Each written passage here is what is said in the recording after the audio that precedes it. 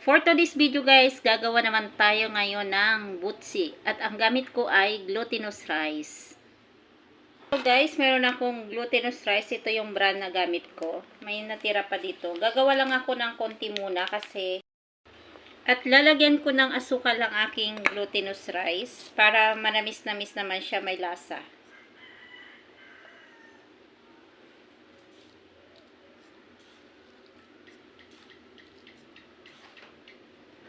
So, mga 5 siguro or 6 na asukal.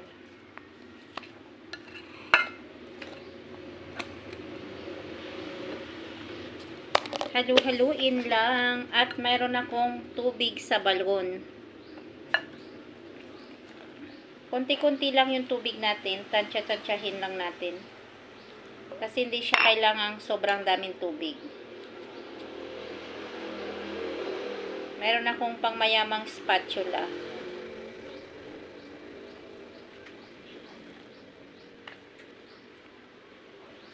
Wala, parang dumami yata yung kanyang tubig.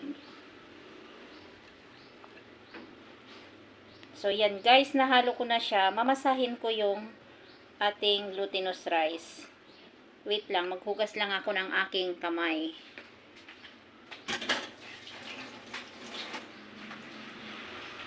So, nakapaghugas na ako ng aking kamay. Malinis na siya. Ngayon, atin siyang ililipat dito sa aking malaking plato na ukay-ukay.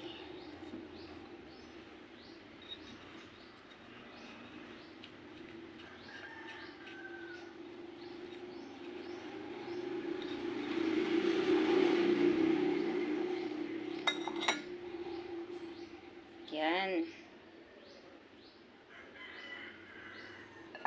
So, mamasahin ko siya, guys. Ganyan lang. Para ma-mix ng maayos.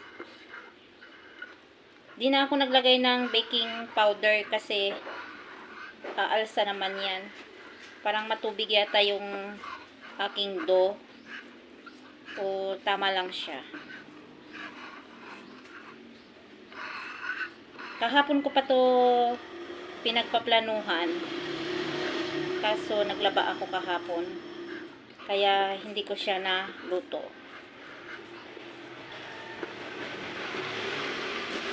Sakto lang siya.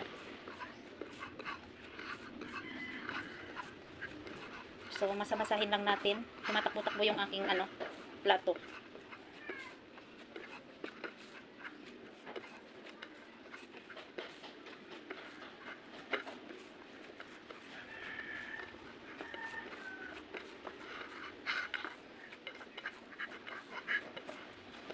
So, ganyan na yung kanyang texture. Magta-try tayo kung bibilog na siya. Or, kailangan nating dagdagan yung glutinous rice. Parang sobra siyang lambot.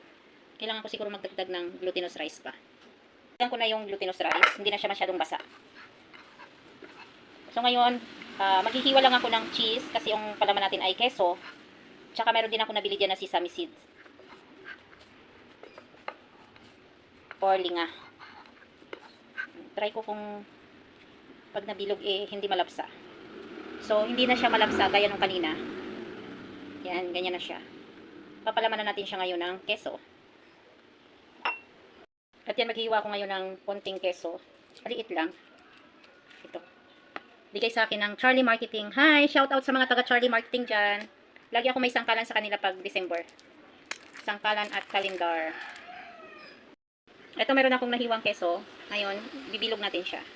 Meron din pala akong takala na ganito. 1 tablespoon para pantay-pantay yung kanyang laki. So, pag okay na yung bilog-bilog natin, pagugulong natin sa linga o sa sesame seed.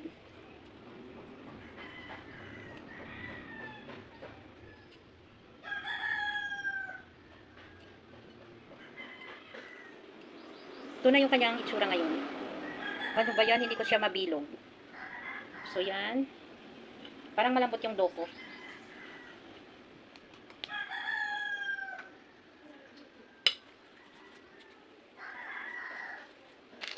Siguro maganda hahapyaw-hapyawan ko siya ng Yes. Anong load mo, be?